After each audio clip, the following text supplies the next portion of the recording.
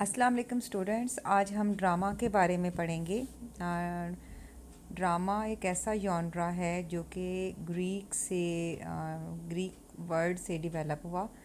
और ड्रामा में हम ये देखेंगे कि कैसे ये नॉवल से और पोइट्री से डिफरेंट है। ड्रामा में जो करेक्टर्स होते हैं वो आपस में डायलॉग करते हैं, उनकी आपस में एक डिस्कशन होती है। इसके अंदर प्लॉट का यूज़ होता है। प्लॉट मीन कि स्टोरी की बिगनिंग, मिडल और एंड होना चाहिए। इसमें करैक्टर्स होते हैं। इसके अंदर म्यूज़िक भी यूज़ किया जाता है कि एक कोरस कहते हैं बैंड ऑफ सिंगर्स को, वो इसके अंदर यूज़ किया जाता है कि वो आते हैं, गाना गाते हैं। हम ये कह सकते हैं कि इस वक्त जो मूवीज़ हैं वो इसी तरह जो है वो ड्रामा से ही डेवलप हुई। और फिर उसके बाद उसमें चूँकि तब जब ड्रामास लिखे जाते थे 16th सेंचुरी में, उस टाइम पे एक बैंड ऑफ सिंगर्स होता था जिसको कोरस कहा जाता था, जिसमें वो लोग ड्रामा के स्टार्ट होने से पहले, ड्रामा के दरमियान में और ड्रामा की एंडिंग में आके अपनी एक परफॉर्मेंस दिया करते थे और ये बताया करते थे स्टोरी स्टार्ट होने से पहले कि स्टोरी में ये होने जा रहा है।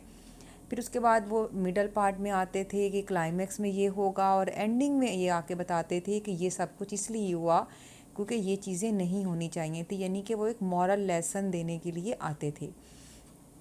इसी तरह से फिर जैसे जैसे सेंचुरीज़ आगे चलती रहीं, टाइम गुजरता गया, तो ड्रामा जो था, अब ड्रामा जो है जिस पे अब हम जो ड्रामास आप देखते हैं टीवी पर, उसमें ठीक है आपको कोई ख़ास सॉन्ग नज़र नहीं आते, लेकिन कुछ ख़ास ड्रामास ऐसे बनाए जाते हैं, टेलीफिल्म्स बनाई जाती हैं जिसके अंदर आप देखते हैं कि म्यूज़िक होता है और ड्रामा प्ले किया जाता है। अब ड्रामा का मतलब क्या है कि कुछ करके दिखाना, कुछ इस तरह प्रेजेंट करना कि हमें ऐसे लगे कि वाकई ये चीज़ करैक्टर्स कर रहे हैं, कि एक फिक्शनरी चीज़ को इस तरह से रिप्रेजेंट करना कि वो रियल लगे।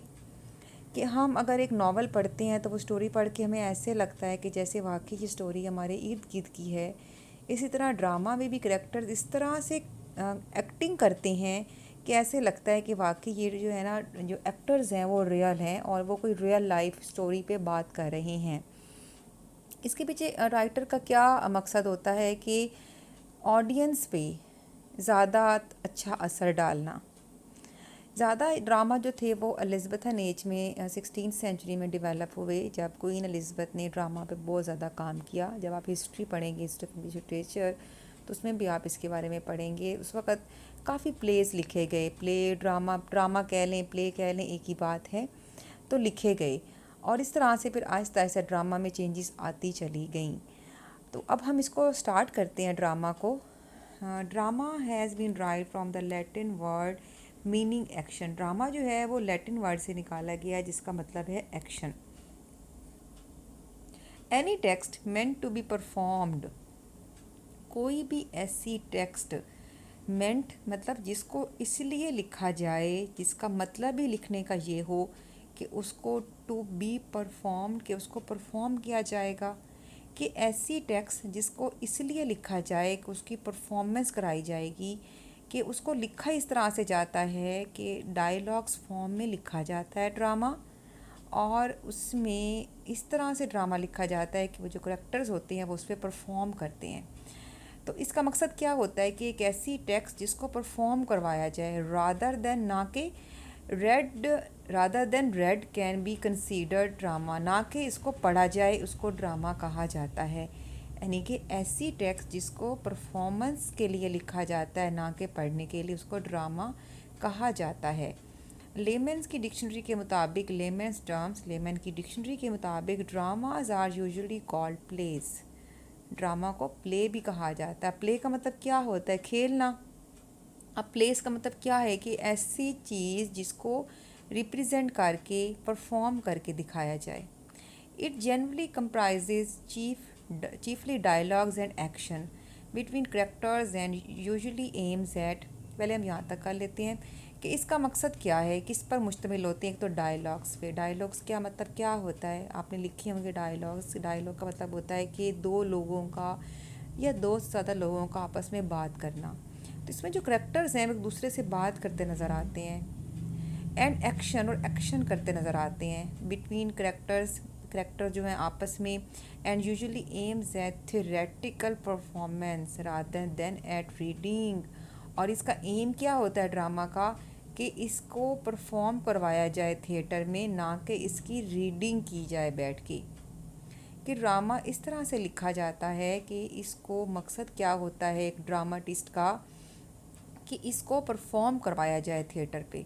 तो during 18th and 19th century opera developed as a combination of poetry, drama and music. 18th और 19th सेंचुरी में पोइट्री, ड्रामा और म्यूज़िक से मिलकर एक जो कॉम्बिनेशन पैदा हुआ था, उसको भी ड्रामा का टाइप दिया गया था। ड्रामा की जो बेसिकली करेक्टरिस्टिक्स हैं वो यहाँ पे आप देख सकते हैं कि मैंने टिक भी कर दी हैं। सबसे पहले हम ये देख लें कि इट हैज़ प्लॉट। इसमें प्लॉट होना चाहिए। प्लॉट का मतलब है कि इसमें बिगनिंग, मिडल और एंड होना चाहिए, कि ड्रामा स्टार्ट हो। मिडल मतलब इसमें क्लाइमैक्स आए, कि हम कहें कि अच्छा कुछ होने वाला है, कुछ होगा, यानी कि चेंज हो स्टोरी। और एंडिंग हो उसकी अच्छी या बुरी। करेक्टर्स, इसके अंदर करेक्टर्स होने चाहिए। इट हैज़ करेक्टर्स, इसमें करेक्टर्स हों। करेक्टर्स मीन्स कि जो परफॉर्म करें। It consist of dialogues among characters, और करेक्टर्स के दरमियान डायलॉग्स ज़रूर हो। करेक्टर्स तो होंगे इसमें, लेकिन वो करेक्टर्स आपस में डायलॉग करेंगे, आपस में बातचीत करेंगे।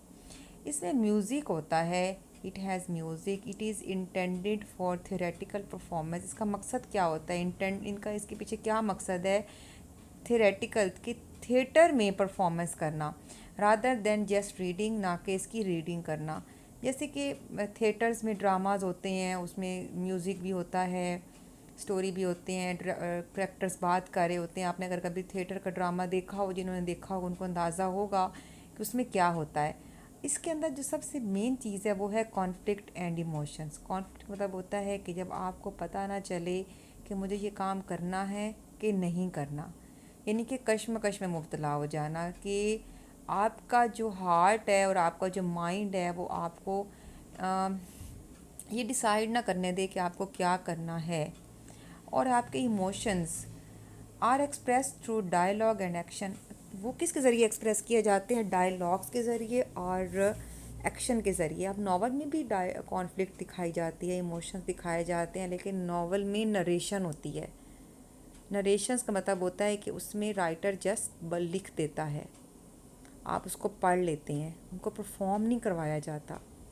लंबी स्टोरी होती है जो कि नरेटिव फॉर्म में होती है, लेकिन जो ड्रामा होता है वो डायलॉग फॉर्म में होता है, ये डिफरेंस है। और जो पोइट्री होती है उसमें मेट्रिकल स्ट्रक्चर होता है, यानी उसमें राइम एंड रिदम स्कीम होती है। सब जॉनराज ऑफ ड्रामा अब हम देख लेते हैं। मैंने आपको पहले ही बताया था कि जो ड्रामा है उसकी जितने भी मेजर जॉनराज हैं उनके आगे सब जॉनराज भी हैं। Major genres poetry, drama and prose थे, आगे उनके सब जॉनराज अब हम ड्रामा के पढ़ रहे हैं, जैसे कि हमने नावल के सब जॉनराज पढ़े थे। There are different sub genres of drama in English literature. They are comedy, tragedy, tragicomedy and melodrama. इनकी डिटेल मैं आपको आगे बताऊंगी। All these types have the common characteristics of drama genre. They are plot, characters, conflict, music and dialogue. जितनी भी types हैं उन सब के अंदर plot, character, conflict, music and dialogue ज़रूर पाया जाता है। यानी कि ड्रामा की जितनी भी सब जॉनराज हैं, यानी कि ड्रामा की जितने भी सब कैटेगरीज हैं, उनमें ये चीज़ें ज़रूर देखी जाती हैं। Diagram given below show different genres of drama. Drama की डिफरेंट जो जॉनराज हैं वो डायग्राम नीचे जो है वो आपको शो कर रही है। सबसे पहले comedy, tragedy, tragicomedy and मेलो ड्रामा। अब कॉमेडी से आपको क्या समझ में आ रहा होगा कि एक ऐसी चीज़ जिसके अंदर फ़न हो, मज़ा हो, हंसी आए। अब आप ड्रामा आप देखते हैं, कुछ ड्रामे ऐसे होते हैं जिसमें आपको हंसी आती है। आप वो जब ड्रामा देखते हैं तो आप हंसते हैं। जैसे कोई भी पाकिस्तानी ड्रामा आप अपने माइंड में ले सकते हैं जिससे आपको हंसी आती है देख के, तो वो कॉमेडी होते हैं वो ड्रामास, वो कॉमिक वे में लिखे जाते हैं। Comedy is a type of drama that aims to make the audience laugh. इसका मकसद होता है कि ऑडियंस हंसे। इट्स टोन इज़ लाइट, इसकी टोन हल्की होती है, and is mostly has a it mostly has a happy ending, इसके अंदर कोई सैड एंडिंग नहीं होती बल्कि हैप्पी एंडिंग होती है। मूवीज़ भी कई लिखी जाती हैं और उनको परफॉर्म करवाया जाता है और उनकी हैप्पी एंडिंग होती है और उसके अंदर कोई हम ट्रेजिडी नहीं देखते। Such tradition came from the ancient Greek theatre where comedy first emerged as a form of drama. Ancient Greek theatre में जब कॉमेडी फर्स्ट टाइम इमर्ज हुई और उन्होंने जो है वो एक ऐसा ड्रामा की टाइप निकाली जिसके अंदर थोड़ी कॉमेडी और थोड़ी स्लाइट किस्म की ट्रेजिडी से हंस के कोई चीज़ उन्होंने लिखी। Comedy could be further divided into sub categories, for example dramatic irony, farce, sarcasm, black comedy etcetera. अब आगे कॉमेडी की कुछ अपनी और भी टाइप्स हैं जो कि उसकी सब कैटेगरीज हैं। वो हैं ड्रामेटिक आयरनी। आयरनी का मतलब होता है कि contrast between reality and appearance, कि एक ऐसा इंसान जो कि ऊपर से कुछ दिखाई दे लेकिन अंदर से कुछ और हो। उसके बाद फार्स, सार्केज़म, ब्लैक कॉमेडी, इनकी डेफिनेशन मैं आपको आगे करवा दूंगी। Each type of comedy has its own audience. कोई भी हो टाइप ऑफ कॉमेडी हो, इसकी अपनी एक ऑडियंस होती है। Interestingly, such preferences may also depend on the cultural background of people. ज़्यादा जो कॉमेडीज़ लिखी जाती हैं वो लोगों के कल्चरल बैकग्राउंड के ऊपर प्रेफर की जाती हैं, जिस पे लोगों को हंसी भी आए और लोग इन्जॉय भी करें। अब हम ट्रेजिडी देख लेते हैं कि ट्रेजिडी ड्रामा की एक टाइप है। ट्रेजिडी का मतलब होता है एक ऐसा ड्रामा जिसके अंदर हैप्पी एंडिंग ना हो, कोई ट्रेजिडी हो, हीरो के साथ कुछ गलत हो जाए या उसकी अपनी कोई गलती उसका डाउनफॉल का बायस बने, तो उसको हम ट्रेजिडी कहते हैं। तो अब हम ट्रेजिडी की जो डेफिनेशन है ये एरिस्टोटल, आप देख रहे हैं मैंने इसको नीचे ग्रीक फ़िलासफ़र भी लिख दिया है। एरिस्टोटल जो है ये ग्रीक फ़िलासफ़र था और इसने ही ट्रेजिडी का कॉन्सेप्ट दिया था।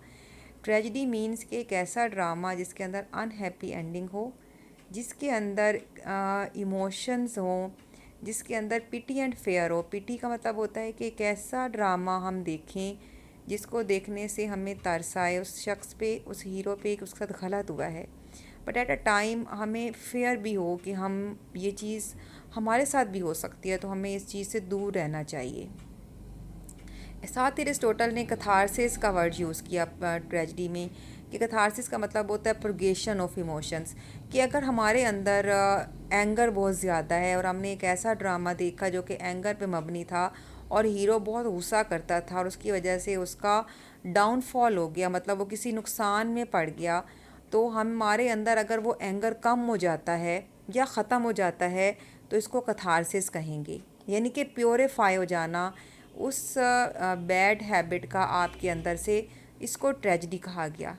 और एम क्या था ट्रेजिडी का, कि एक ऐसी स्टोरी जनरेट की जाए जिसके अंदर अनहैप्पी एंडिंग हो ताकि पिटी एंड फेयर जैसे इमोशंस पैदा हों और उसकी वजह से बैड इमोशंस की कथारसिस हो जाए, मींस पर प्योरीफिकेशन हो जाए।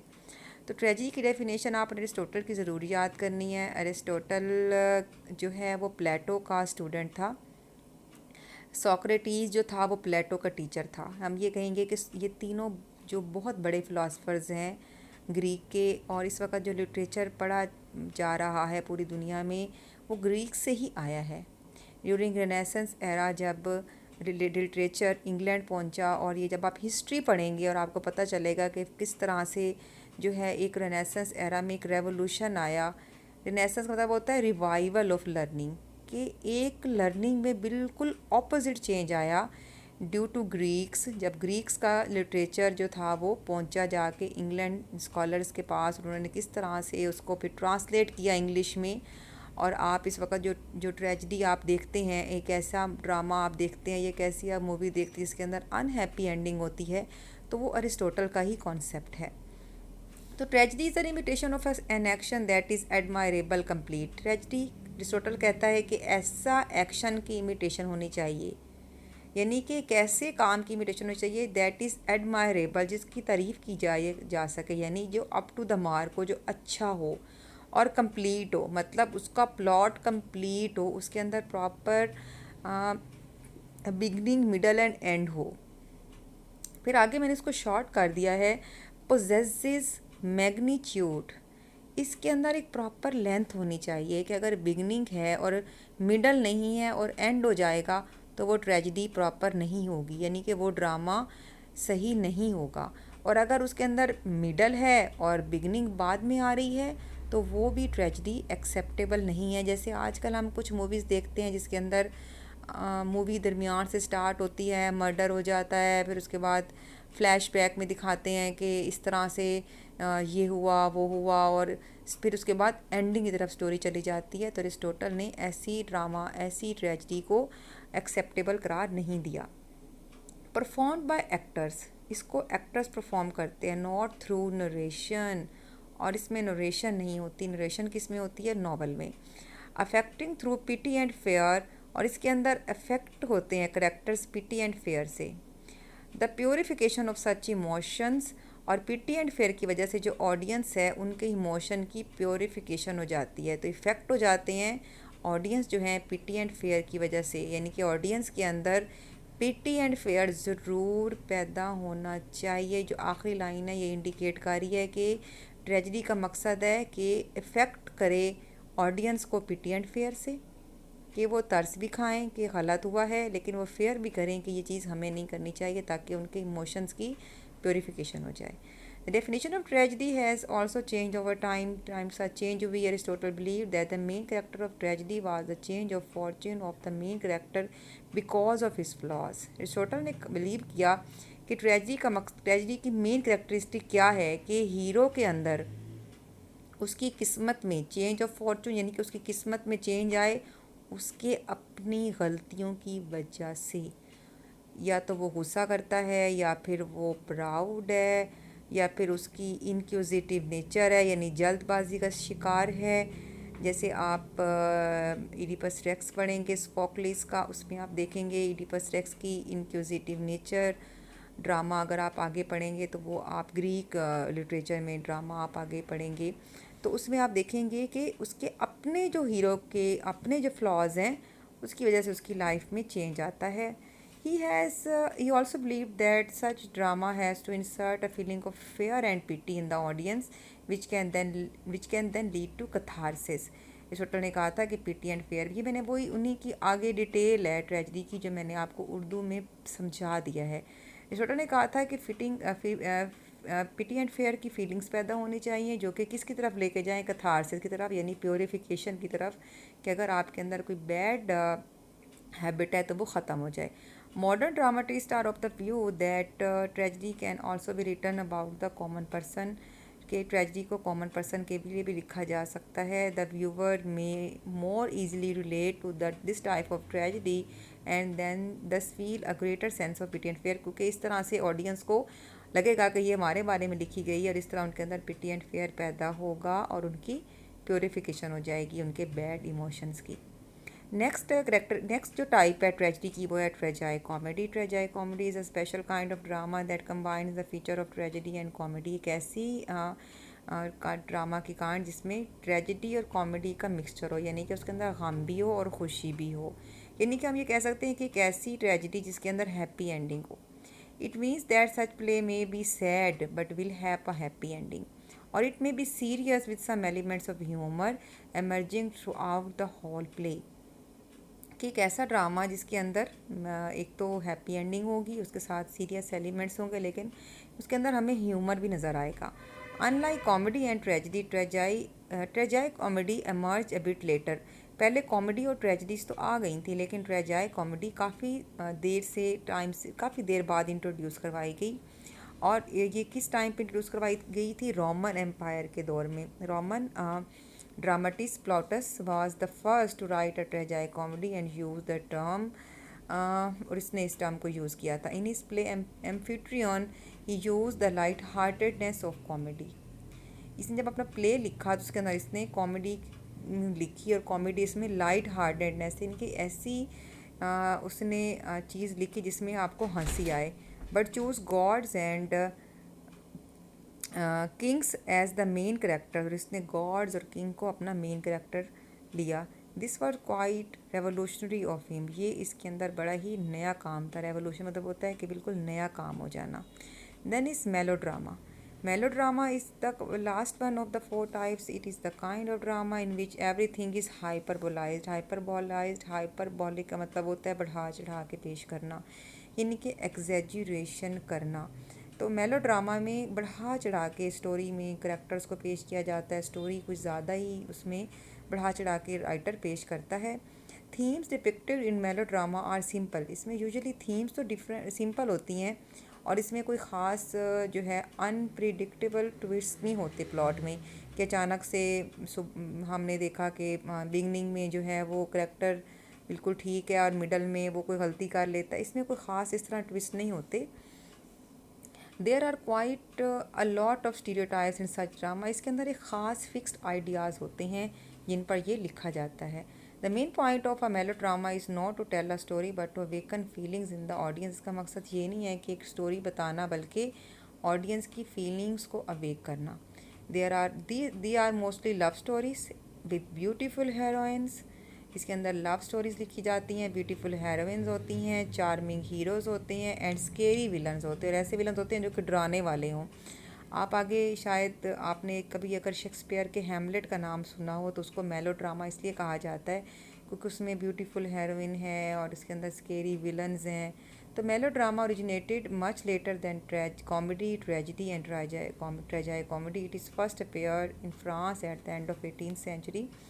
Later it reached Britain and became one of the most popular types of drama in the 19th century. बेशक ये टाइप ऑफ लिटरेचर 18 से 19th सेंचुरी में फेमस हुई, लेकिन शेक्सपियर का जो ड्रामा है हैमलेट जिसको 16th सेंचुरी में लिखा गया उसको भी बहुत मेलोड्रामा इसलिए कहा जाता है कि क्योंकि उसके अंदर ये सारी कैरेक्टरिस्टिक्स मौजूद हैं।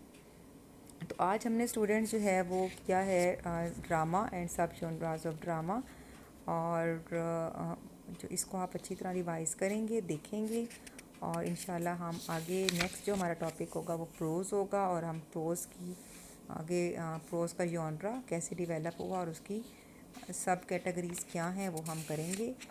और टिल देन अल्लाह हाफिज़, टेक केयर।